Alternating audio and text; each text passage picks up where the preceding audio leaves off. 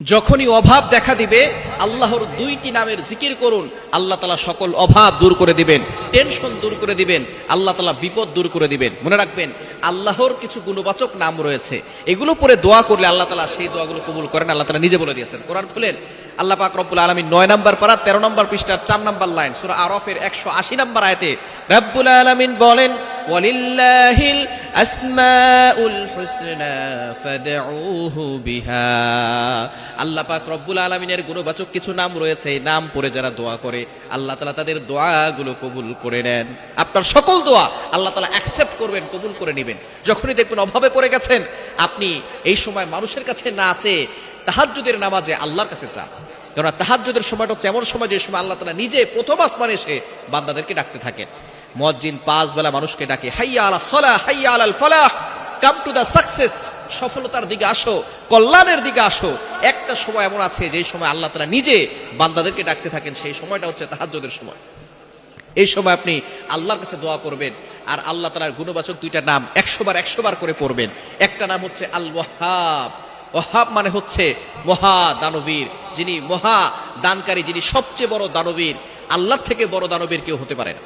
আল্লাহ পাক রব্বুল আলামিন যখন মানুষ যা চাইবে তাই দিতে পারে, সুতরাং আপনি আল্লাহর কাছে চাইবেন।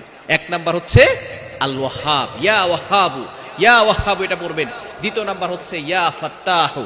আপনি এটা 100 বার 200 বার করে পড়বেন। ইয়া ফাত্তাহু অর্থাৎ বিজয় দানকারী। আপনাকে আল্লাহ পাক রব্বুল আলামিন বিজয়ী বানিয়ে দিবেন, আল্লাহ তাআলা আপনার সম্মান বাড়িয়ে দিবেন, আপনার মাথাকে উঁচু করাবেন। সুতরাং ইয়া ওয়াহাবু, ইয়া ফাত্তাহু, আল্লাহ তাআলার এই গুণবাচক দুইটা নাম আপনি বেশি বেশি করে পড়বেন। বিশেষ করে ফজরের নামাজের পরে পড়বেন, তাহাজ্জুদের নামাজে সিজদায় গিয়ে আপনি সুবহান রাব্বিয়াল আলা 3 বার বলে তারপরও পড়তে পারেন। এছাড়া ফজরের নামাজের পরে পড়তে পারেন, মাগরিবের নামাজের পরে 100 বার করে পড়বেন। ফজরের পরে 100 বার ইয়া ওয়াহাবু, ইয়া ফাত্তাহু 100 বার, মাগরিবের নামাজের পরে আবার ইয়া ওয়াহাবু 100 বার, ইয়া ফাত্তাহু 100 বার পরে আপনি আল্লাহর কাছে দোয়া করেন।